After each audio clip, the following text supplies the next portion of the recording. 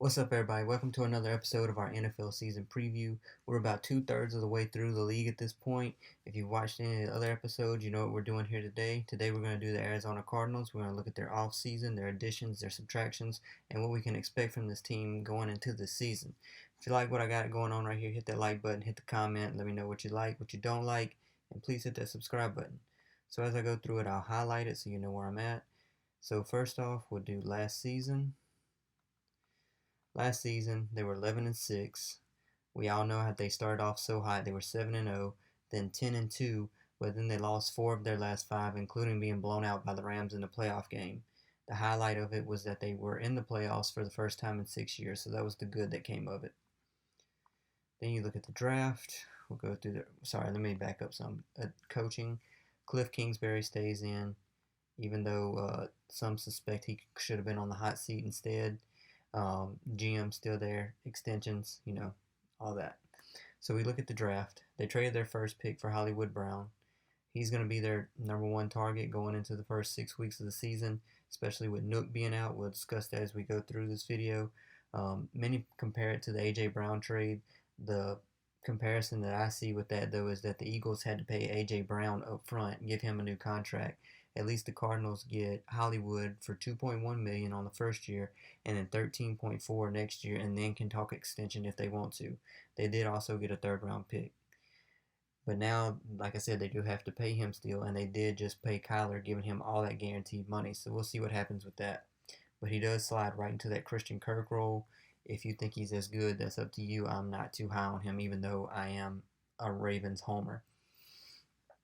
They desperately needed cornerback at that position, that pick that they traded away, and Kyer Elam was still available, but they decided to pass on him.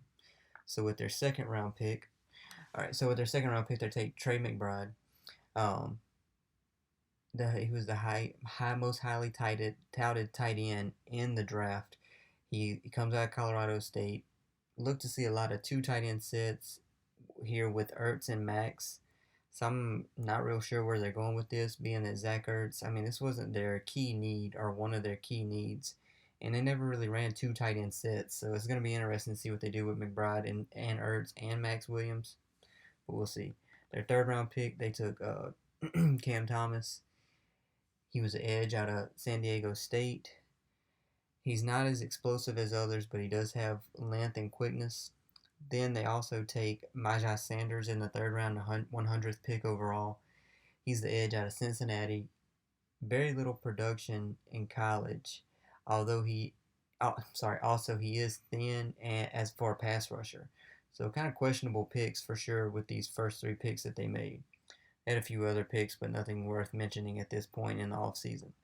So then we look at their free agency and who they added.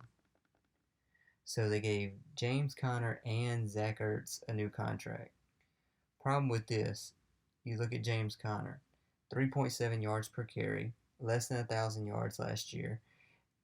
He was just a touchdown scorer, so that's kind of making me weary as to what he can actually do in this offense for you to give him a new contract when they could have spent that money elsewhere and got someone who was much younger to put that same amount of production on the field. They also extended Zach Ertz along with drafting Trey Mcbride.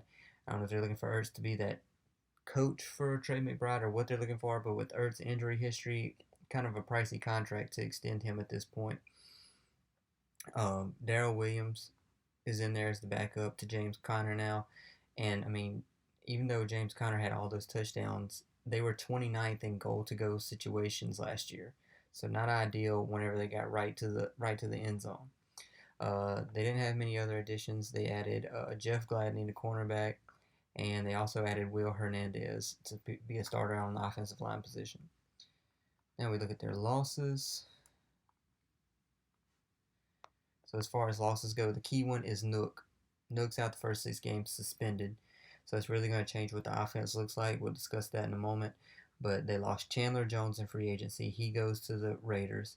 They lost Christian Kirk in free agency, which is maybe part of the reason they got Hollywood, or is that more along the lines of Nook being suspended?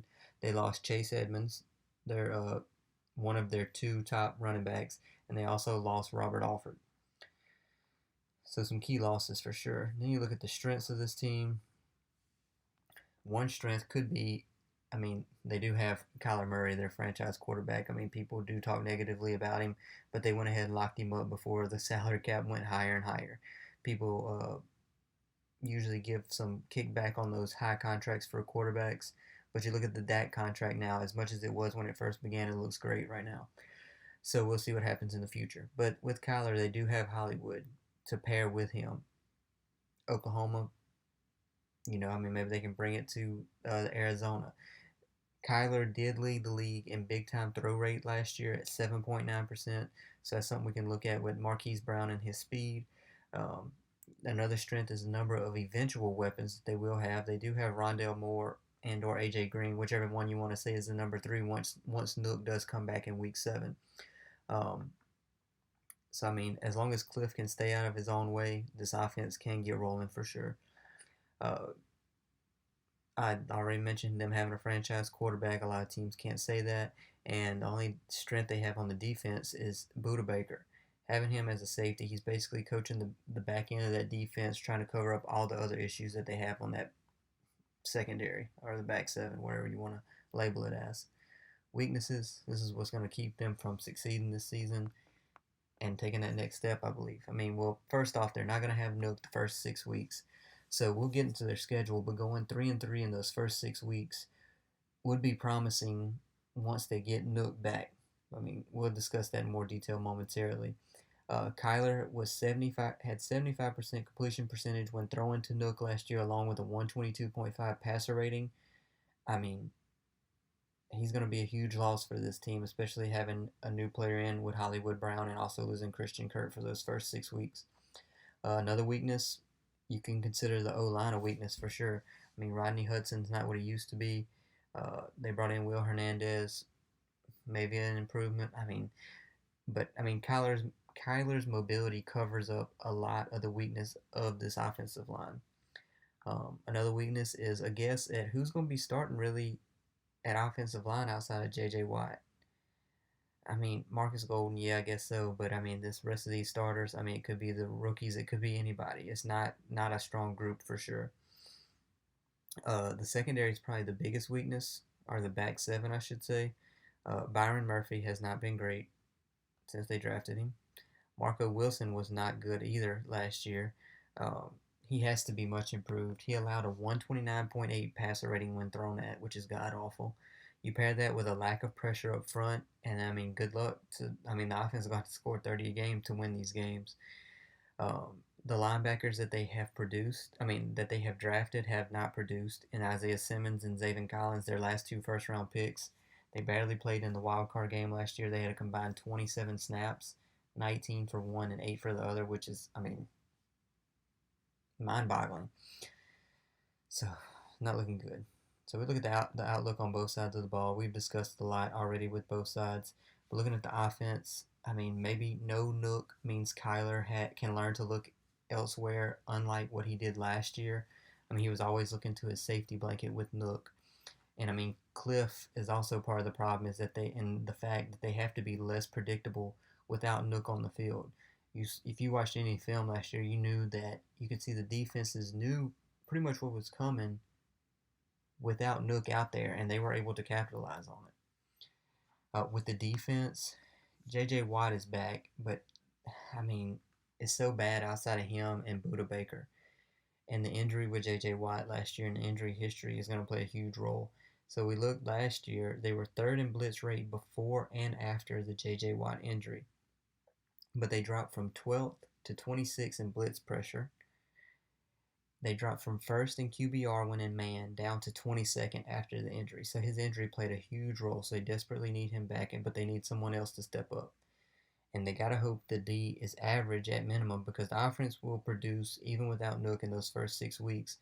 But, between Marco Wilson, Marcus Golden, one of those two have to step up and take that next step. They also got to hope that Cam Thomas or Majai Sanders, one of those hits. And the linebackers, Zaven Collins, Isaiah Simmons, who have done nothing, one of them have to step up ASAP for this defense to be average at minimum. So we look at the projected wins. Let's see, I'll bring up their schedule, and we'll discuss briefly each week's matchup. So Vegas has them winning 9 games this year. We'll run through the schedule. briefly, Chiefs are in another plateau from where the Cardinals are at right now. The Raiders, they play at the Raiders week 2, and like I said, they need to go 3-3 at minimum in these first 6 weeks to try to make that second half push. The Raiders, part of the AFC West. The AFC West is going to be such a struggle, such a dogfight, that those teams have to get wins outside of their division. Every week they have to get wins. So going into Las Vegas is not going to be easy. But I feel like they can pull out one of these first 3 wins, especially against the Rams. They're coming in even without Nook. They have something to prove after getting blown out. Plus the Rams may be on that Super Bowl high from last year and could be a letdown game. Then luckily they play the Panthers. The Panthers are going to be maybe a bottom 5 team, even though they brought Baker in. They need to move on from Matt Rule and just restart the rebuild right now. So another win, getting them back to 2-2. Play the Eagles in week 5. I do think they can get the win. Jalen Hurts still has something to prove. Even though he has an amazing team around him, he still has to prove himself that he is the quarterback of the future. And I think Kyler can go in and put up 35 points and win this game. I mean, I don't know if Jalen can score with him. It's going to depend on this defense being average, though, like I've said before. Thankfully, in week 6, they play the Seahawks. It's going to be a bottom 5 team. Drew Lock, Geno Smith, neither one of those scoring with Kyler Murray, regardless of who's on defense. So 4-2 going into week 7. They do unfortunately go to the Saints. We know what the Superdome can do, and I feel like that defense is going to be a top 3 defense and could possibly shut them down. Also, first week with Nook back, it's going to be problematic. Play the Vikings in week 8. Vikings, they have a new coach that they're planning on being the problem solver, being that they didn't change much on the roster. They're just thinking the coach was the problem. And I feel like the Cardinals could get the win there. Seahawks, again, don't have to discuss that. So, win there. So now we're looking at 6-3 going into week 10. But they go to the Rams. Rams are starting to bounce back. I do think the Rams are a better team than the Cardinals, unless the Cardinals take that next step on defense. The offense is not the problem. The defense is. So a loss there. 6-4 at this point. Going to the Niners on Monday Night Football.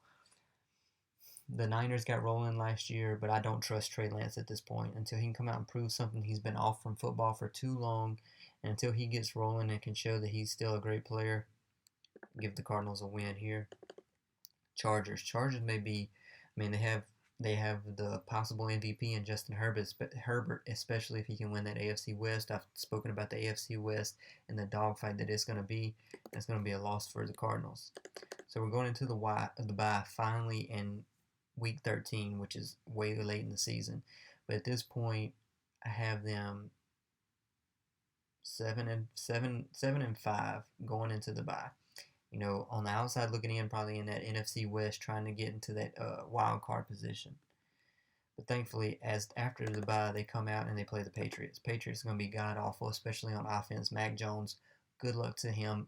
Devontae Parker is his number 1 option, maybe. That's not ideal. They play the Broncos in week 15. I don't know if Russell Wilson's going to be the player of old. Everybody's just saying, oh, he had a down year because he had nothing to play for. He was already halfway out the door. I'm not convinced of that. So until proven otherwise, I think the Cardinals can get the win here. They have too many offensive weapons, and Russell Wilson does not have enough, in my opinion. They do unfortunately go to the Bucs on Sunday Night Football. That's going to be a loss. I mean, until Tom Brady shows that Father Time has caught up to him, I'm not going to count him out for sure. Thankfully, play one of the worst teams in the NFL with the Falcons. And then they go into the last game of the season, and I have them at this point at 10-6, playing against the Niners. This could be a wild card, win or go home type situation, possibly for the division, although unlikely. But I feel like the Niners, until the Cardinals can prove they can do something in games that matter, I cannot take them seriously. Finish the season 10-7. Potentially on the outside looking in, but it could be getting that wild card position. So now with every video, I look at the top 5 and top 10 players at their positions. Who can be that? Kyler's definitely one that could be a top 5 quarterback. Nook, once he's back, he could definitely be a top 5 wide receiver. And Buddha could definitely be in the conversation for top 5 safety. And they better hope that all 3 of them are, if they want to get to 10-7, or be even better, especially with the holes that they have in this defense. The glaring holes is probably going to hold them back from getting these wins. Top 10, J.J. Watt, if he can stay healthy. Hollywood, can he come in and take that next step even though all the advanced metrics show that he was not great? Can he be a top 10 wide receiver paired with Nook? We'll see. All right, MVP candidates on this team, Kyler for sure. If Kyler can somehow win the NFC West with this team, with this defense that he has, he's definitely in the MVP conversation. Then we look at most improved. In my opinion, I think it has to be either Zaven Collins or Isaiah Simmons. If I'm assuming that the Cardinals are going to take that next step and push for the wild card, push for the division, and not just implode like they did at the end of the last 2 seasons and in the playoffs, one of these two, if not both of them, have to make a leap and take a large step in growth for this defense to be mediocre at minimum. So then we look at the best and worst outcomes. Best outcomes, I think we know what we're going to get from the offense. Defense, said it time and again, if they can be average, if they can be a 15th to 18th ranked defense by the end of the season, this team's probably going to be 11-6, 12-5 maybe. Maybe better than that. Winning the division, being a top 4 seed in the playoffs, hosting a home game. I mean, it would be great for them, but we'll see what happens. Worst outcome is that the defense is god-awful. J.J. Watt is hopefully not injured, but again, can still be injured. These two guys do not take the next step. The offense does not click. James Conner regresses, doesn't score all the touchdowns that he had, and this team is around 500, and is then looking bleak for the future, and then Cliff becomes questioned even more. We'll see what happens. Drop-off candidate. I mean, as bad as I don't want to say this, I mean, it's J.J. Watt. His injuries have increased every year over the last few years. And when does his age start to catch up with him? He's been in the league. This is going to be his 11th year going into this season. It just worries me with the injuries. So easily the drop-off candidate pick for me. And then to end the video, the most intriguing thing, or the X factor, is can Cliff and the offense not collapse like they've done every other year for the past 2 seasons? And can the defense stay average? I mean, I've harped on it time and again, these linebackers and this secondary. And can someone step up? I mean, there's so many what-ifs for this team. Majah, Cam, Marcus Golden, Isaiah Simmons, Zaven Collins, Marco Wilson, Byron Murphy. Can any of these guys step up? They need probably more than 1-2 step up for this team, this defense to be average, and this team to be above average when it comes to their record and taking a step into the playoffs. With that said, that's our Arizona Cardinals recap. Please hit that like, hit that subscribe button so we can keep this going. We're going to get every team in before the end of the season. And until then, catch you in the next one.